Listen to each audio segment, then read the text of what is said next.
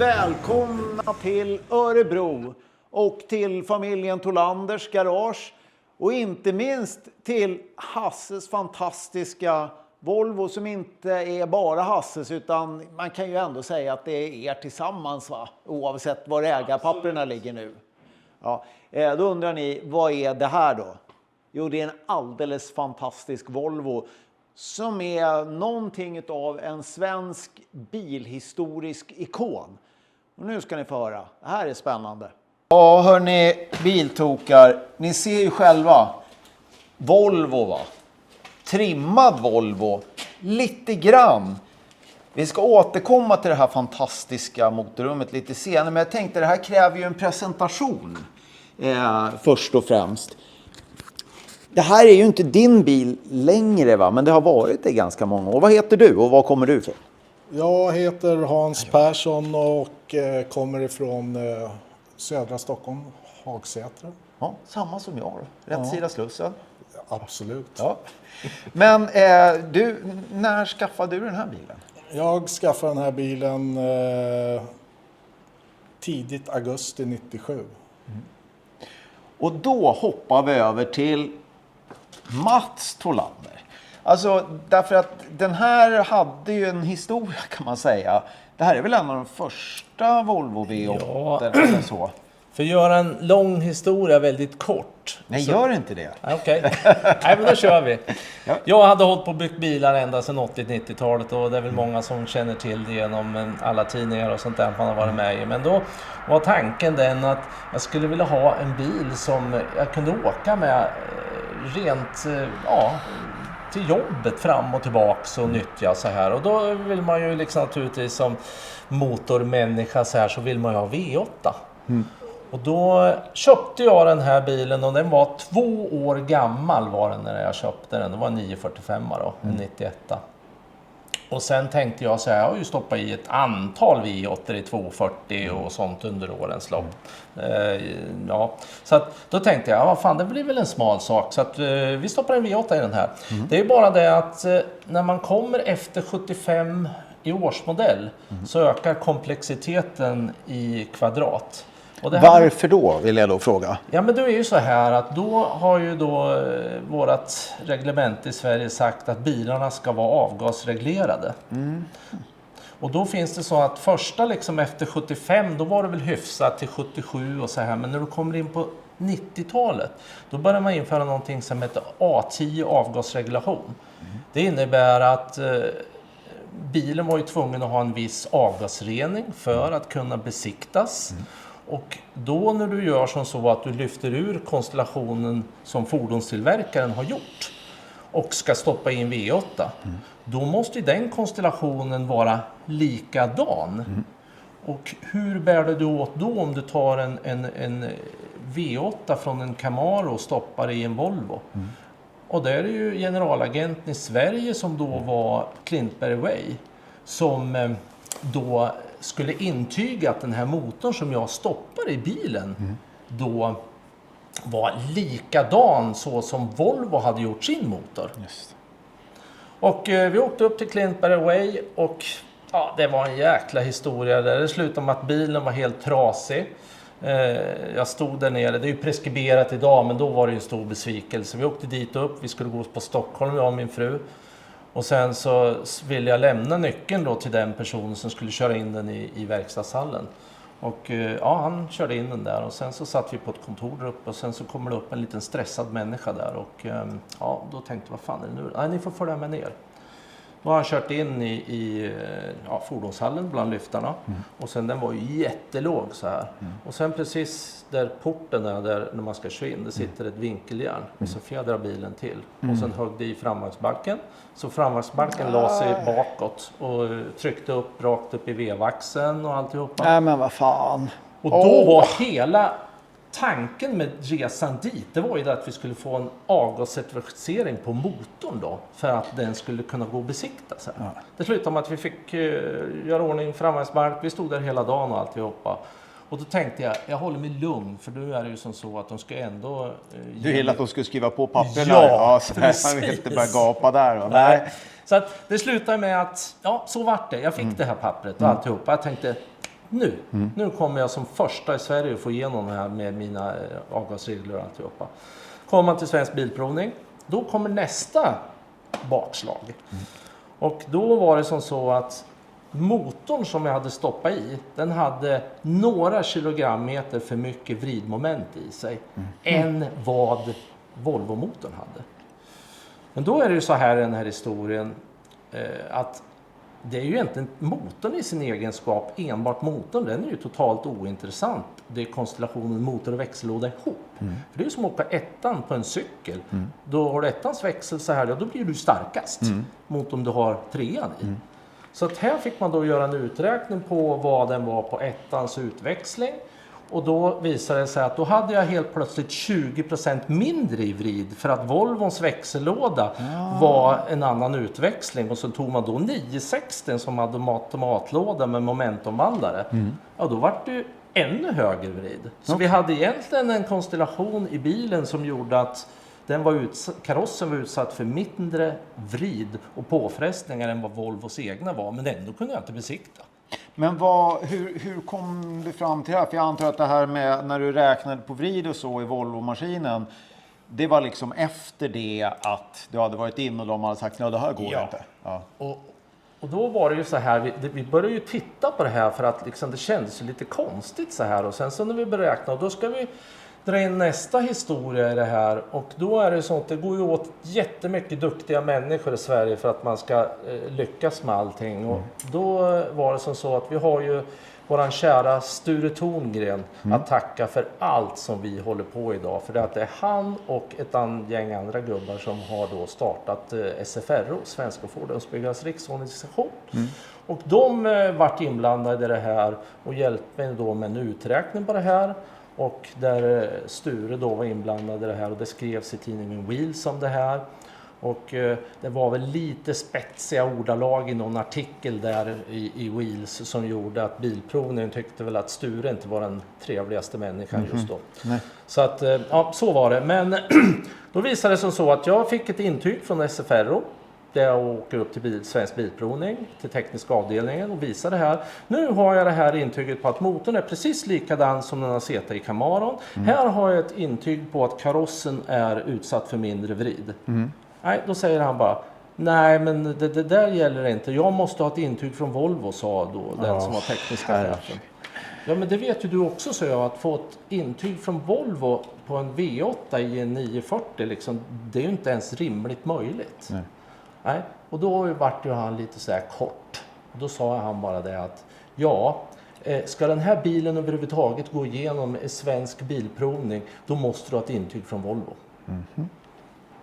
Och jag började då riva lite i mina gamla kontakter och jag hade min far har varit mycket på Volvo under många år och jobbat med lastbilar och bilar och allt möjligt. Och då fanns det en herre där i Katrineholm på Bilkompaniet som åkte turbo i PV på sent 60-tal, 70-tal från lastbilarna, de första aggregaten som kom. Wow! Och, det var alltså innan 99, Saab 99 turbo, det är tidigt på. Ja, det är det. Och han var den som var bland de första som var in och rota i Saab-turborna där och fick ut mycket effekt då. Och honom pratade jag med och han är en av dem också som han var inblandad i STCC, bilar, kombis, 850 kombisar när de kom där. Och hur man plockar ut VVS-ventilation på vettiga sätt. Och han har lagt i Volvo-dieslar i flygplan och flyger med det. Och han i varje fall då tog jag kontakt med och han hade väldigt mycket kontakter in på Volvo. Och då hamnade vi hos transmissionsavdelningen och där vi visade upp det här pappret som SFRO då hade skrivit. Och han tyckte ju att men det är ju så här man gör, det är ju så här man räknar. Så att det är precis så vi gör när vi räknar ut vridmoment på att man tittar på motor och växellåda ihop. Ja, men då kan du skriva ett intyg på det. Ja, men det ska jag nog kunna lösa, sa han. Hoppsan. Och sen jag tog det en månad och jag pratade med Bosse Eriksson heter han, som hjälpte mig där. Ja, och Jag tänkte det kommer inte bli något på det här.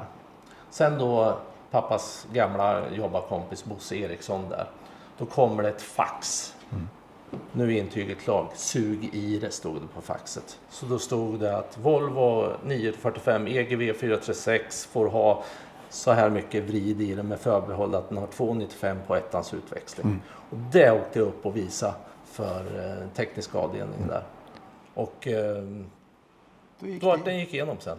Ja, men det är ju fantastiskt. Och nu, det var liksom besiktningsbiten kan man säga. Nu så ser vi, jag måste ju gå ett varv runt här. Jag blir så sugen för att den här är ju, alltså den är ju så jäkla snygg. Men den ser ju också väldigt originalig ut från utsidan. Tills man börjar titta. Ja, men ja, såklart. Luftfjädring minsann. Nej, bränslepumpar. Är det bränslepumpar? Ja, det är klart. Det krävs en del för att det ska klara av. Men då är det så här. Ja, men är det en skruvbar buren? Ja, det är en skruvbar. Ja. För att nu så ser man ju det. Alltså, det här är ju en välbekant. Alltså, det är ju... Ni ser ju själv. Här har vi en varvräknare som är lite extra. Ratt och växelspak lite extra. Men annars ändå välbekant inredning för oss som gillar Volvo 7 och 9-serier så.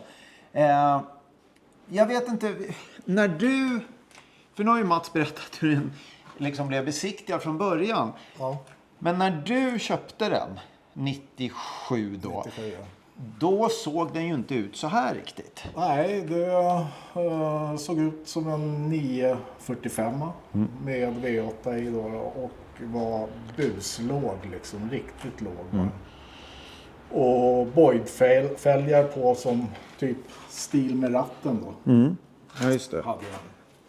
Ja, men det är ju coolt sådär. Men nu är det något annat, jag vill säga. Ja, nu är det något annat. Ja. Och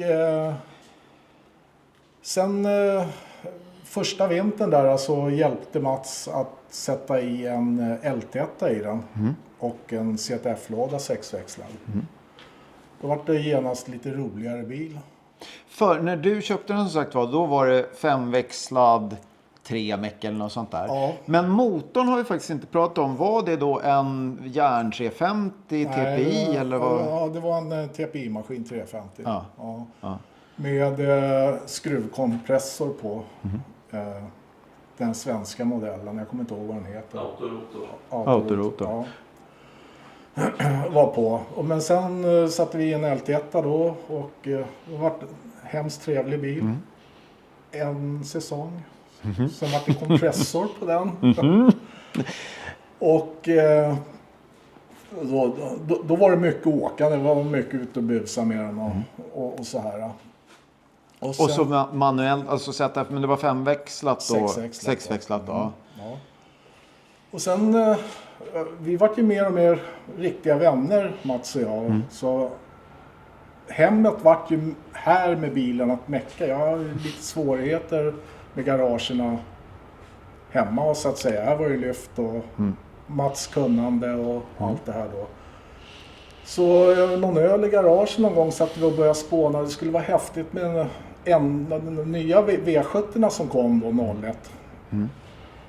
Och ha en sån och göra bakhjulsdriven och lite big block eller någonting sånt där. Och spåna vi iväg. Ja. Men vi fick aldrig tag i en kaross vettigt. Och då... Jag kommer ihåg, jag satt utanför den här garagedörren, Mats hängde här. Satt vi här ute? Ja, jag satt utanför. Jag rökte ju på den tiden. Ja, så jag satt och rökte där ute. Och så hade vi väl tagit ett par öl och hade trevligt och grillat lite. Och då sa vi kör med Groes. Vi bygger om Groes på riktigt liksom. Och Groes har den varit grå hela tiden? Alltid varit grå. Och namnet är grå. Har blivit Groes liksom. Så här, mellan oss när vi pratar om den och de flesta. Ja. Och då skenar det iväg. Och så 02 till 04. Eller 03 var det väl till 04. Då var det total ombyggnad av den. Som den i princip ser ut idag. Men då var det att riva både motor, låda, bakvagn, framvagn, rubbet liksom. Mats har ju satt i Så att det är Forlink på den, det är Fords 9-tum, det är Viperlåda, Rockland-preppad Viperlåda i den. Och Newtech byggde själva grundprincipen på motorn då. Och då får vi gå över, för nu stod jag ju och viftade lite med kameran här mot den här fantastiska maskinen när Mats berättade basen i bygget, höll jag på att säga. Men det här är ju då, det är ju någonting annat än en 350 TPI kan man säga. Ja, det här är en 350 block i grunden då, strokat till 396. Okej. ATF-toppar. Ja. Om man säger så här då. Just det som det ser ut nu så här när det gäller drivlinan så Hasse är lite blygsam, men det var väl som så att när vi skulle bygga generation 2 eller 3 av den här bilen, då säger Hasse, nu gör vi det här en sista gång och då gör vi det på riktigt. Och då köper vi de bästa grejerna som går att köpa. Så det sitter Kallisvev, Oliverstakar och grejer här, och det är grejer som, ja, det är det bästa du kan köpa. Och låda sådär. Så att liksom maskiner det här, det är ju jättegoda grejer det här liksom. Och den, om vi då tar liksom grundkonceptet för nu. Jag kikar förtvivlat efter någon form av fläkt här. Men var har vi den? Här. Vad är då det här för kompressor? Det är Vortec V7 Race som sitter på. Samma som grabbarna där har i sin 240. Just det. Likadan. Jag måste också berömma mig för det, alltså just när man tittar på montage allmänt, när man tittar ner så här, att det inte sitter bara en stor turbo eller kompressor uppe på vid sidan, att den är liksom nedflyttad. Alltså jag vet, det är inte ovanligt med den placeringen, men det är väldigt, väldigt snyggt monterat. Det måste ju du också känna att du blir lite glad när du tittar där varje gång. Så är det ju. Det är trångt och jäkligt ibland när man ska skruva med grejerna. Men Mats gjorde ett jättefint jobb och fick motorn lågt i bilen också. Det är ganska fantastiskt. Många sådana här, då sitter motorn lite högre och en annan vinkel på många gånger. Bromssystemet tänkte jag nu när jag såg och tittade. För det är också en sån här sak. Det är mycket kraft som håller från liksom spisen till bakaxeln. Det är ju en sak. Men sen ska man ju få stopp på den också. Vi kör Volvos R-bromsar som satt av där från 90 eller 03 och 05 framåt där. Ja, Skivor och ok kör vi. Ford-grejer i bak faktiskt. För att vi skulle ha Volvo-grejer, men då fick vi inte plats med 15-tums plåtfälgarna, slicksen. Nej, okej. Så då var det Ford i bak. Och då passar jag på att fråga, jag vänder mig till dig Mats. För det är Ford 9-tummare då. Kan du ge mig alltså en kort skål, för där är ju alltid så här att 8-tummare och 9-tummare är liksom så här lite go-to, klarar mycket vrid och så. Men det var så att man ska 8-8 för den är lättare än 9. Det här är ju bara sån här dumhet. Eller dumhet vet jag inte, för jag har ingen aning. Vad är det för skillnad på 8, 8, 8, 9? När man pratar om de här siffrorna så är det ju liksom när du säger en 9-tummare. Då är det ju alltså storleken på kronhjulspiljongen liksom då, kronhjul. Det är 9 tum. Och sen då naturligtvis då så kan du ju ha en 8-tummare och du kan ha 8-8. Men liksom, det där är bara olika delar utav sandlådan. Okay. Så att det är same. Sen kan du väl ha vilka. Men anledningen att en Ford 9-tummare har blivit så populär som den har blivit. Det är för att den har en teknisk konstruktion i sig som gör att den har ett stödlager bakom pinjongen. Och sen har vi då under alla år sedan 60-talet när det här har funnits på Ford Mustanger och grejer, så finns det mycket eftermarknadsgrejer och det finns att köpa allting. Och sen har det ju varit så att då hade ju en Ford 9-tummare, den hade 28 splanks från början och sen så var det 31 på någon uppgraderad racervariant Mustang och som inte jag kan vilka det är på, men sen har inte det dukt. Då har det ju kommit 35 splanks och då pratar vi om grovleken på drivaxlarna. Och sen så när inte det har räckt, då har det funnits 40 splangs och sen så räcker inte pinjongen till. Ja, den är 28, ja då går man upp på 35 splangs där också. Och så åker man någonting som heter Progear och då åker vi nu i 240 och det är grejer som är för 3000 hästar ish då. Och sen så... Men det är det, alltså det är egentligen grövre och grövre, men i grunden så är det att det är väl tilltagna delar rakt igenom liksom. Det är ju... Och det går och lite legomässigt att byta upp sig till grövre. Vi har ju gått ifrån, vad är det Willa, 28 upp till 35 nu då. Har vi gjort. När vi nu är här och kikar, en bakvagn som pallar den sorten, alltså 700 kusar på hjulen är ju ändå, det är mycket vrid.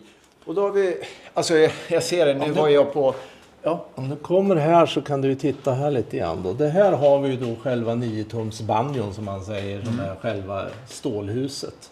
Sen vad vi åstadkommer här och det är ju fårlinkplattor och sånt då. Men här är ju lite utav den hemligheten alla pratar om då, Ford 9-tum. Och den här då har en Strange är lite utav Rolls-Royce axelvand eftermarknads 9-tummare. Och det är ett aluminiumhus. Och vad var det? 396 hade vi utväxling på det här då. Och sen är det 35 splangsade drivaxlar som sitter här inne då. Och sen sitter det en Detroit Locker i den. Och det är ju en typ av diff då som gör att den, i princip när du svänger så här, för alla pratar ju om svetsdiff och sånt här, men det är ju hopplöst att åka med när du ska ha konstant, det är min 740, alltså, när man ska ha konstant drift på båda bakhjulen, och det hade vi på din med och det tröttnar vi ganska snart på. Så nu sitter det någonting som heter locker, så att när ena hjulet då börjar minska i fart och när du svänger så här så blir det att det frikopplar in i den här Detroit-locken, så att då blir den som en vanlig bil där, att den driver bara på ett hjul och då blir det lättare att svänga. Just det. Men det låter. Ja, det gör du. Då klunkar det till och sen så kopplar du ur och sen när du kommer på rakan igen då... Ja, fysikens lagar säger ju att liksom ska en rund pinne som ska driva hjulet hålla bättre, då måste den bli grövre. Så är det och alla saker i den där kedjan som ska då ta hand om effekten. Sen kommer man till nästa kapitel som William och jag har ett problem med nu. Det här är ju helt sjukt egentligen, men jag har ju från början inte hållit på med någon dragracing, utan det här var det närmaste jag kom från början i början av 2000-talet. Och sen har det ju blivit, nu vi har börjat åka dragracing, då kommer man ju hela tiden ett steg framåt och sen så får du plocka av grejer som går. Men du, nu sa du det, nu vet vi att i 240 där ute, som William kör glatt och framgångsrikt med, den ska vi gå vidare till. Där är det ju över 1000 hästar, vi pratar mer om det sen. Jag måste ju då fråga, så som stockholmare, alltså om man nu ska prata kusar, vad skulle du gissa att det är i den här nu? Just nu så är 700 plus på hjulen. För att vi hade samma problem som dem med först. Den får inte tillräckligt med luft. Okay. Så att jag har varvstopp vid 6,2 ungefär nu. Okay. Den ska varva 7,5. Ja. Och då, förklara för mig. Varför får den inte tillräckligt luft? Vad är det som begränsar? Ja, vad kan man göra åt det liksom? Kompressorn, den här böjen som är på insuget här nere. På 240 som de byggde, då sitter ju den här uppe. Då var det väl lättare. Då är röret så att det blir ett rakt rör ner i kompressorn. Då får den ju mer luft. Den här böjen gör ju så att den tar stopp. Får lite andningssvårigheter. Det är som att sätta på ett stort luftfilter, och det där har vi lärt oss nu efter några resor. Men vi bromsar ju Mats Appelgrens berg till 830. Men då vet ju jag nu här, för att vi som det är med oss som gillar bilar, så börjar ju prata på en gång, så jag hade inte riktigt sätta igång kameran. Men den här bilen är ju då god för lite, jag kallar det för så här Lamborghini Aventador-hastigheter typ. Ja. Har du någon aning om, alltså på banan såklart, hur fort den har gått? På banan så Menar du 402 då? Eller på... Nej, allmänt var topphastighet. Eller Topphastigheten är ju 300 plus en bra bit över 300. 320 kanske. Jag har Helt... åkt med en gång och Hasse har åkt, du åkte någonstans när du körde med laser. Jag klockade med laser 302. Men då var det mer. Alltså, det gick inte att göra mer då. Den är läskig att köra liksom när det börjar gå fort. Ja, jo, ja. Men Mats var med, då gick det nog 315 kanske. 300 där någonstans. Men nu frågar du om 402. För grejen är det att jag menar, så som bilen ser ut och står, och, så jag menar, den är väl rätt trevlig att bara köra motorväg med också. Den är inte, eller är den liksom, är den byggd bara för att ta till och från strippen? Bara, men... Alltså förut var den lite trevligare att köra, just nu den är hård liksom. Det är skönt att det är 960 stolar och grejer. Ja. Den är ganska stötig, men nej, men den är trevlig. Man ligger och, om man vill, runt 140, 150, 1800 varv på sexan som det är nu. Wow, jösses, det är ju bra bränsleekonomi också. Nej. Det var det som var problemet. När du åkte, vad fan var det för några år sedan när vi drog ner mot, du åkte från Stockholm ner till Västerås. Ja, det är 10 mil. Jag hade panik, jag kom knappt dit på 60 liter. Ja, men det är ju ganska saftigt. Ja, det finns ju nivåer i bensinhelvetet om man säger. Ja. Det är E85 som den här går på nu då, men det är... Ja, just det, då drar den ju mer också såklart. Ja, det är omöjligt att komma under 5 liter med den. Alltså det är det. 6 ligger den väl på. Inga problem. Man börjar leka lite. 10, inga problem heller. Liksom. Kommer du inte ihåg när vi jag ställer mig här så kan vi hoppa på båda. Ja. När vi körde den i bronsbänken hos Mats Appelgren, den var ju rätt rolig. Sådär när man ska snacka om förbrukningar. Ja. Jag vet inte, då var det var en racehoppa vi hade då, va? Det var racehoppa, så var det en 20 liters dunke och började starta den och den gick lite taskigt och de började med mappningen lite grann då. Sen dog den. Och det var inte länge den var igång då, om man säger. Och så försökte de få igång den, nej. Så Mats med kompis då som höll på ute i själva motorrummet där de höll på då. Så han, tog han i dunken så här, skulle ju vara bra om det fanns lite bränsle också. Så då var det helt tomt, då hade den dragit i sig 20 där. Ja. Rätt fort alltså. Här. Men nu har jag på samma... Ja, vi ska också prata om utseende apropå 960, för det här är ju ändå 940 från vad som är gjort med den. Men nu när ni står här bredvid varandra så vill jag ändå fråga, du bestämde dig för att det var dags för bilen att vandra tillbaks till Mats igen. Hur kommer det sig? Mestadels är det nog att min kropp är helt slut. Jag har jätteproblem med rygg. Och den här, bara att stå, man ser putsva. Jag vägrar köra ut den här om det har regnat ute. Jag plockar ner avgassystemet minst 2 gånger om året och polerar med maskin. Annars så har jag en kompis som har speed och sånt där uppe i Stockholm. Då lånar jag platser där och står och polerar under när det hänger kvar. Men då kommer man inte åt överallt. Nej. Blir det lite fukt med för stor tvätt, då är av med hjul och grejer, polera fjäderben och allting. Så autosol har det gått åt lite grann på den här bilen, kan jag ju säga. Ja, men det syns ju. Men du känner att du orkar inte längre ge den kärlek den behöver? Nej, och har väl diskuterat, eller tänkt själv något år så här att det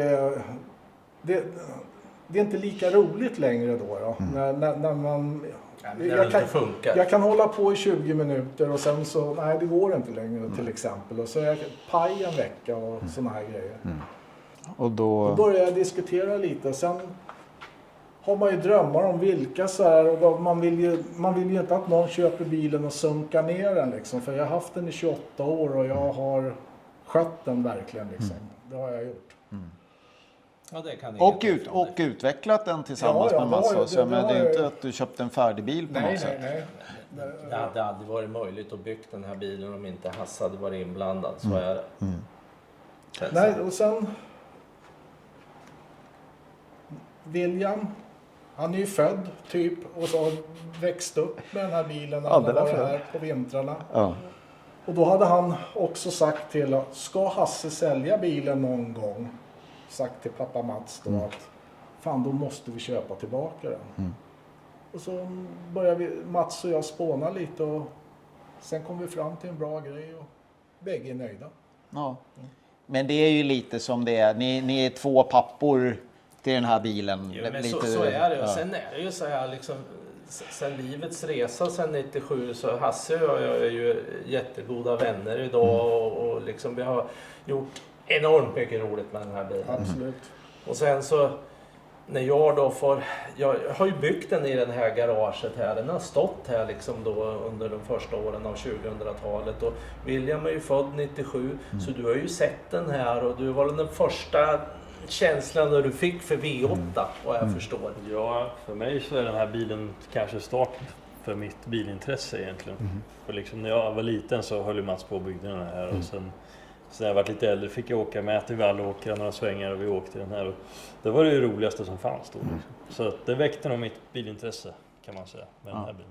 Ja, alltså vilken dröm att få komma därifrån. Annars så ska vi säga vi ska in till din 240 eller er 240 sen och kolla för där kan man ju se jag menar, spår av erfarenheten ifrån det här bygget milt sagt liksom. Vi stod faktiskt under nu. Vi ska hissa upp den ska ni få se lite på undersidan. Och då står jag och tittar på saker som jag gjorde 2003. Och liksom, man glömmer ju bort allt med alla bilar man gör och helt. Men då ser jag att det är rätt mycket spår av grejer från den här som sitter i 240 idag.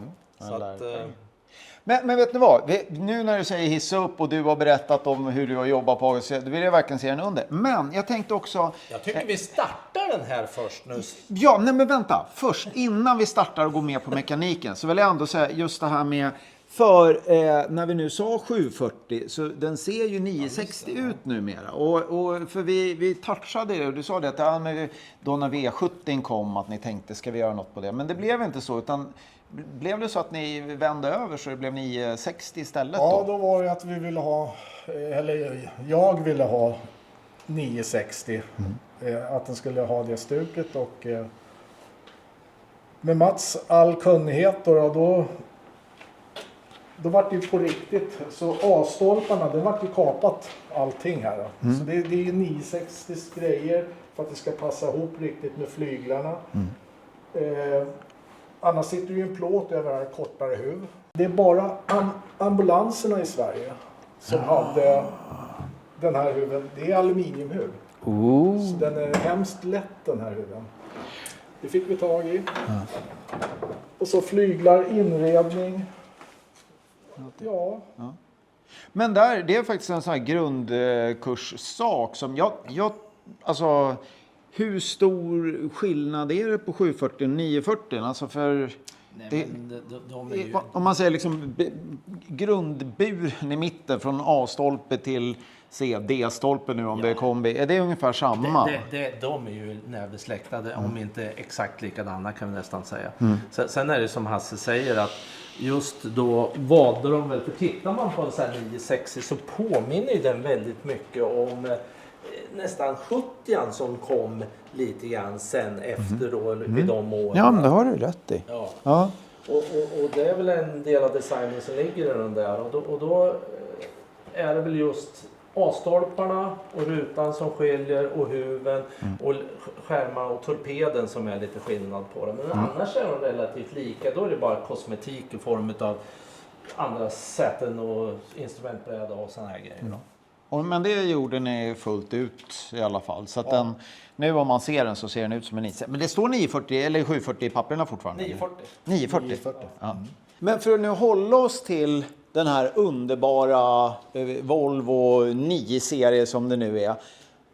Alltså i min värld, nu var den lite smutsig men Hasse, det är bara med ditt mått mätt eller på att säga. Det här är ju nästan så den går att rulla in på Elmia direkt och ta alla första priser. Men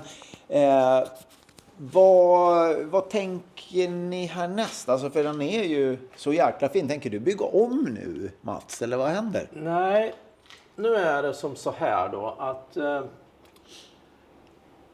från där den här bilen var en gång när jag byggde den, när jag tog den igenom svenskt bilprovningsnålsöga, så har det ju ändrat sig en hel del på den.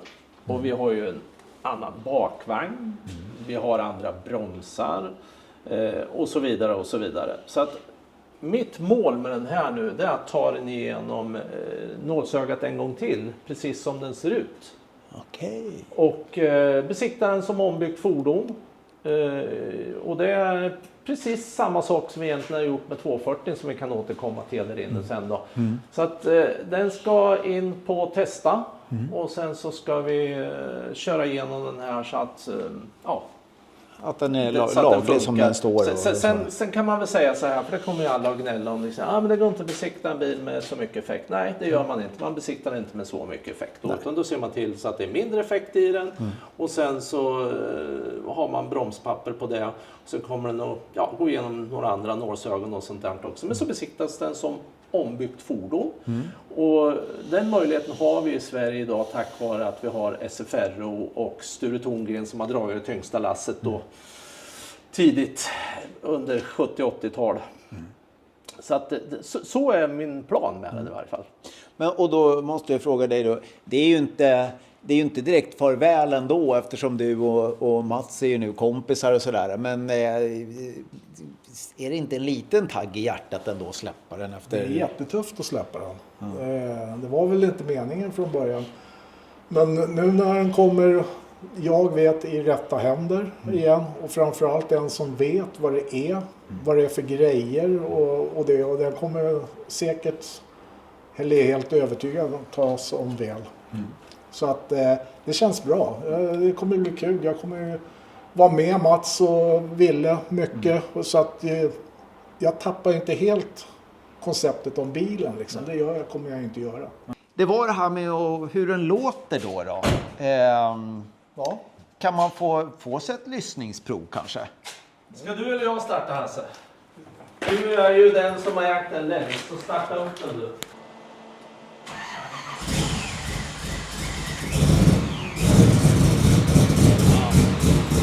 Vi måste ha lite vin här.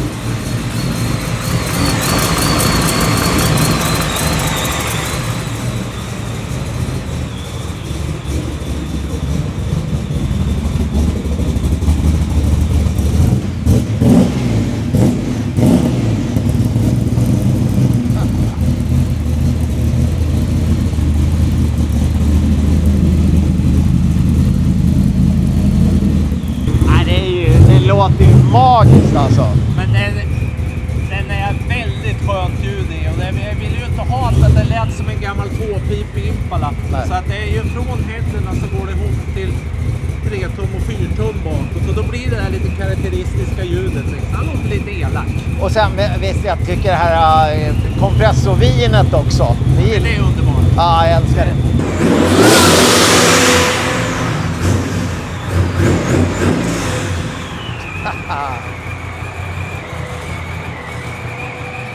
När kommer man att få en chans att se det här fantastiska bygget i IRL igen? När kommer den ut?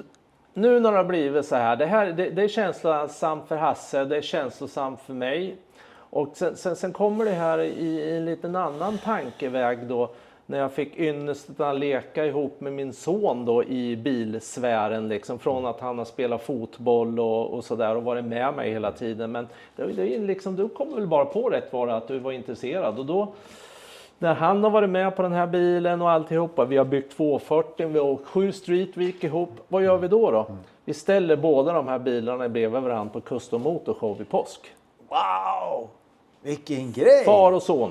Så att då blir det liksom lite roligt. Så att vi gör en grej och så ställer vi dem där nere. Och då kan jag väl säga, jag brukar sällan skryta eller vara för överordig, men jag kan nog säga att den montern kommer 2 av Sveriges fetaste V8 Volvos då, garanterat. Ja, kul. Är det någon annan som har någon annans åsikt så kom tillbaks bara, så får vi se om ni hittar något. Jag tror inte. Och sen vill jag också säga, Herregud, alltså, så glad jag är att bilhobbyn räddade dig från fotbollen. För det tycker jag att vi har förlorat tillräckligt många unga män till. Det är jag glad också.